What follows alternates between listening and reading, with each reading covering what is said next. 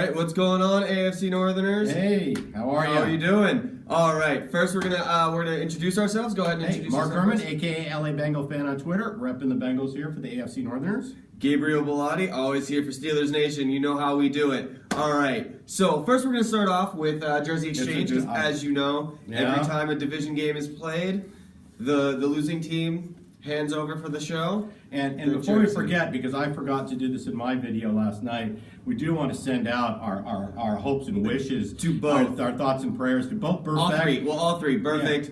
Yeah. Perfect and Shazier. I hope that both of them. I heard there's movement in his lower appendages, and he's in good spirits. I actually purposely brought, this is a David Pollock jersey. So for Bengal fans, I mean, he played a season and a half for us, was a promising rookie, and suffered a neck injury that forced him. He's covering college football right now for ESPN, but that's one of the reasons why I brought the Pollock jersey. Well, let's hope that this brings Shazier some good luck. Yeah, well, Pollock is recovered and that's what I'm saying. Yeah, so let's hope that and we wish Shazier a speedy recovery, because no matter what your affiliation is, no matter what team you root for, seeing a player go down is never a good thing. They have families, they're people too. Just because they play football every Sunday doesn't mean that they don't have hearts and souls and don't feel. So, all right, with that, we're going to start off by talking about the Juju Smith-Schuster comment that Mark did. Oh, listen, when we're posting these videos, one of the things we do is we like to get the video right after the game, so you get a real, genuine Bengal reaction. And when I was talking, I was really speaking to like the Bengal fans out there, trying to kind of empathize, because I think every Bengal fan felt the way I felt.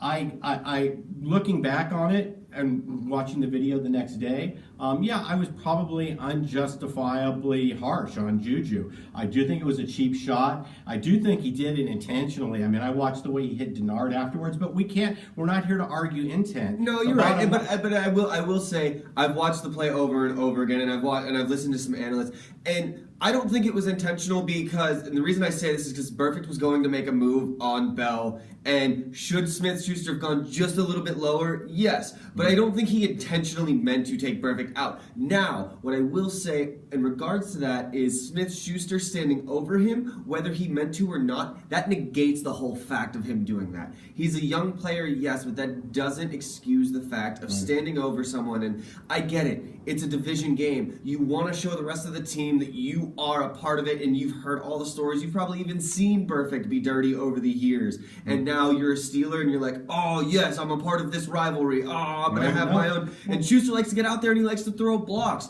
So I don't think...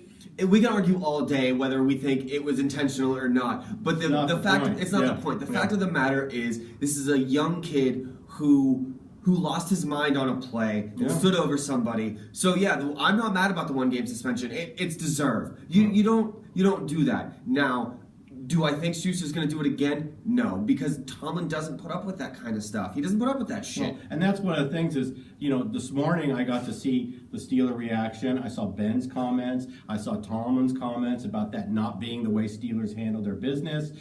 They didn't try to defend him in any way. No, they didn't. And that's why I'm not going to sit here and try to defend my comments. Once again, I'm in the heat of the moment, and we put this stuff up so you guys get a genuine, real response of the pain that the person's going through. So 2 weeks ago, I got flack for calling Artie Burns garbage. Like, it's just right after a game, it's you have that kind of just that visceral reaction right away. And it's I even in our private forum, I even brought up my concerns to what Mark had said. Right. So it happens, and I hope that everyone out there appreciates the fact of him not necessarily retracting, but understanding what he said. Yeah, no, I'm just trying to. You got to place the comments in the moment, so that's where we're at. Like I said, and it just came down. He got his 1-game suspension, and we move on from there. It's very weird for me as a USC fan and a Bengal fan. I had this love-hate relationship. Troy Polamalu was one of my favorite guys at USC. Carson Palmer's roommate. I have a buddy that was in film school at USC with them.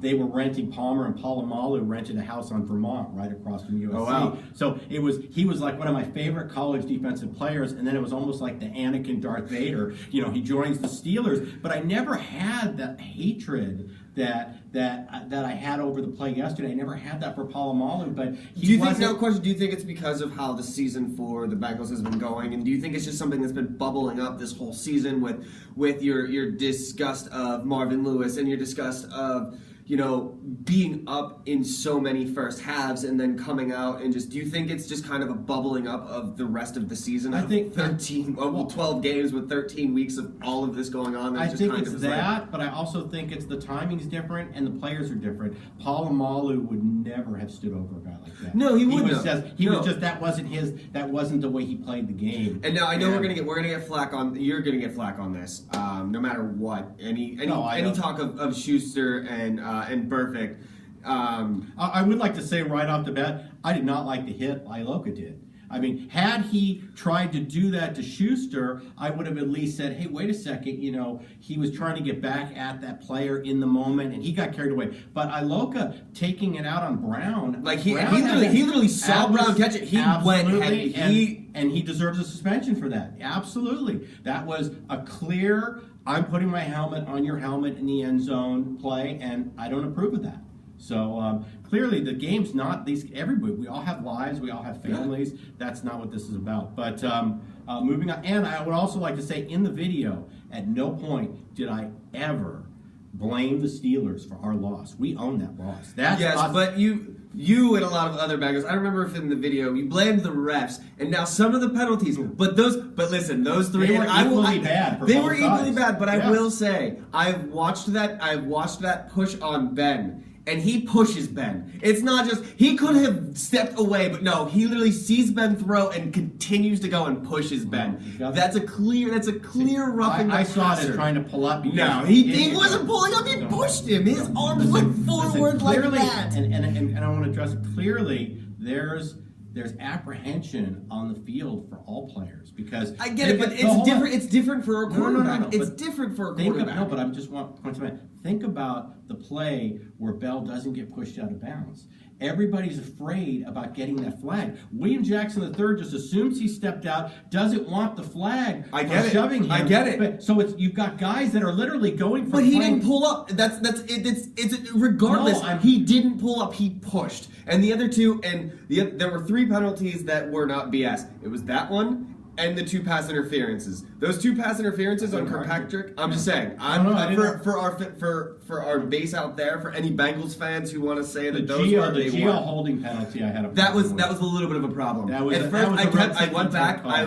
back and rewatched it at the game last night when they showed certain angles. It looked like he really did hold him, but as I see one of the angles, and it negated a touchdown. It was a big call. It did. Like I said, my point was that these players, they don't know when they're scared. William Jackson III is scared to shove Bell and add 15 yards to the run. So he says, I think he stepped out of bounds, and it's like the players are playing. They don't know if they're playing tackle or touch.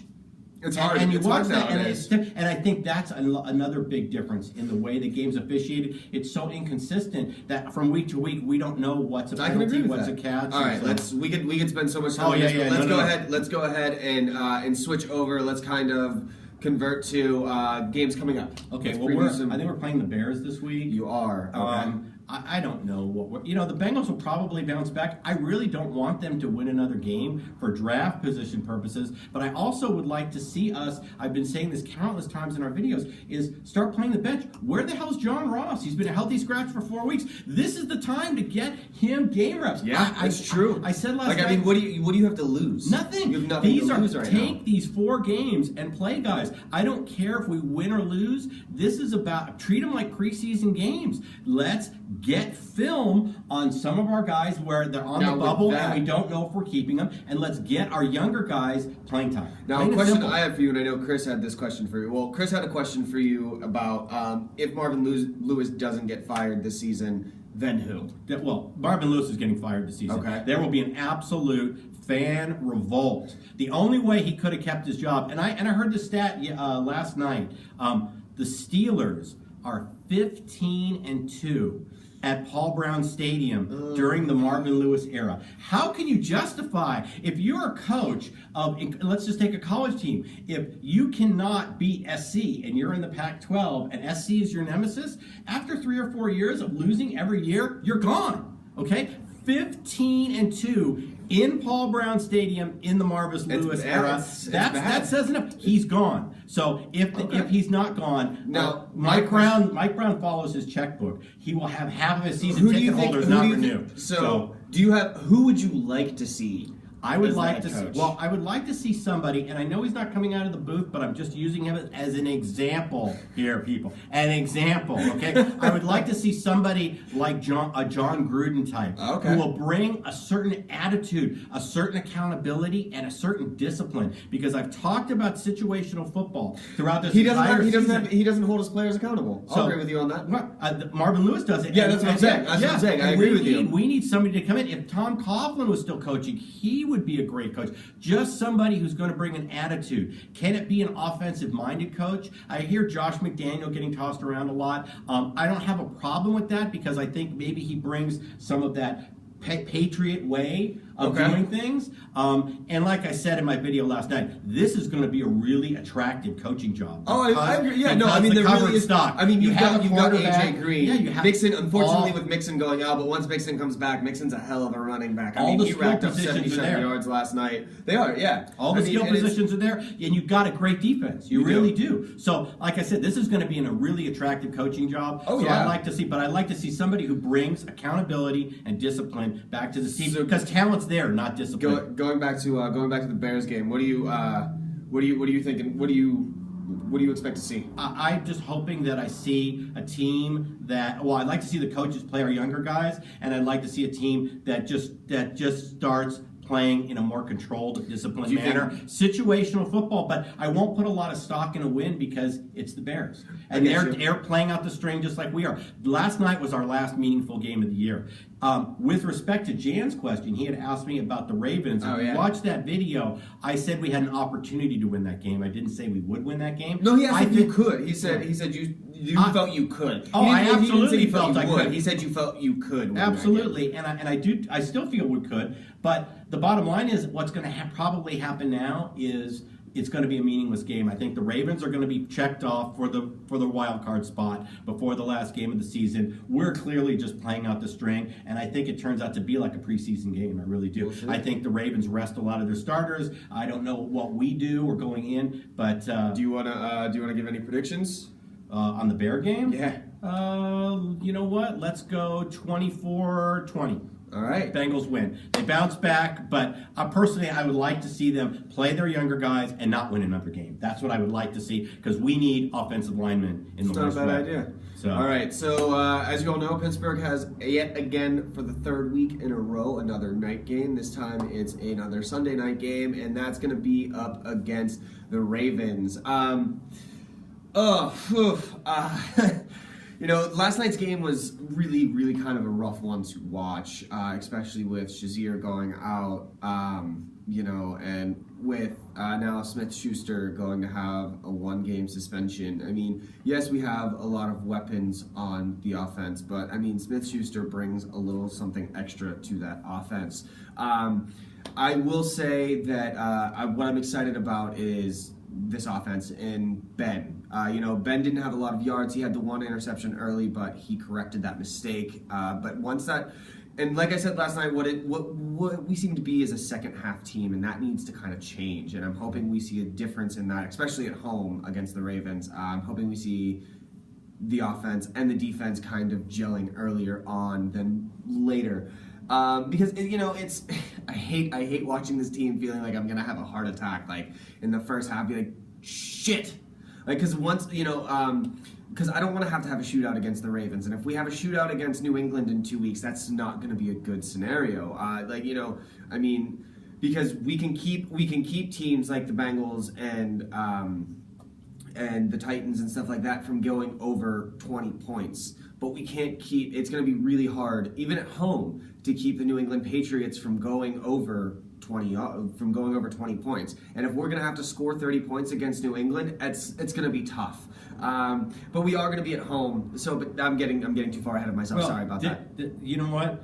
Against a team that's more disciplined, they are more disciplined. Like a Patriots team, you're going to dig a hole that you can't get out. Exactly, and that's what I'm saying. But going back to the Ravens, it's going to be another AFC North conference. It's another AFC North division game, and it's another division. It's the black and blue division, and it's a more respectable rivalry of the Steelers-Ravens than it is the Steelers-Bengals. The Steelers and Bengals just hate each other. Yeah, no question. I mean, there's no question about it. But the Steelers and Ravens, I think it's going to be another hard-fought game.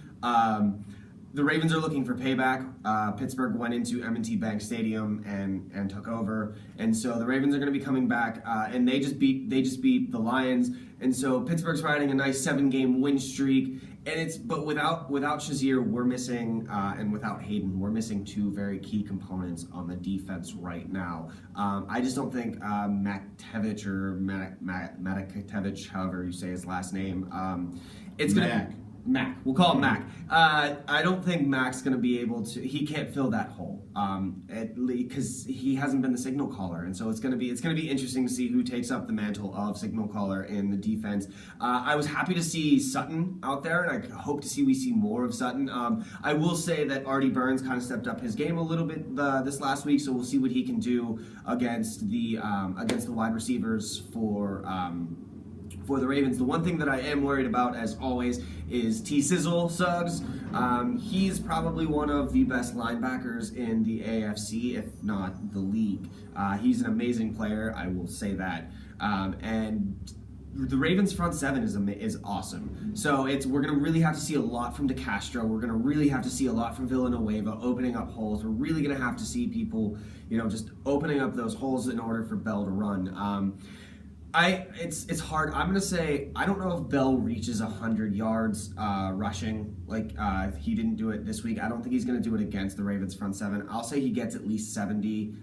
We're gonna really need him in. You're gonna see a lot of passing to Bell again. We've been seeing it a lot this season, especially with Schuster out. You're gonna see a lot of passing to Bell, I think, this week. Probably gonna try and go through those shuffle passes again that they did in the first game against the Ravens, and what they've been going to a lot this season. If you've noticed, they've done it a few times now. Is just tossing off those shovel passes to Bell, and I think even a couple to Brown. Brown has just been, keep watching Brown. Brown's hard to cover, and I think Brown's going to have 2 touchdowns in this game. What's your Score, I'm going to go ahead and I'm going to say 20-17 Pittsburgh. I think it's going to be that. I think it's going to be decided by 3 points. Most of the games that Steelers and Ravens have are decided by 3 points, and I think this is going to be another one of them. And I'm going to go ahead and say 20-17, but Pittsburgh on top. Okay. Well, look for DGBG and Jan to do a duo video, probably tomorrow sometime, and we'll all have our post-game reaction videos going up. And subscribe, please, if you haven't already, and shout-outs. So let's give a shout-out to Rocco's. Rocco's has got 5 locations. We're not there this week, but anytime that we do a group show with the 4 of us, we're always at Rocco's, and we really appreciate them. They've got great food. It's a great place to take in a game.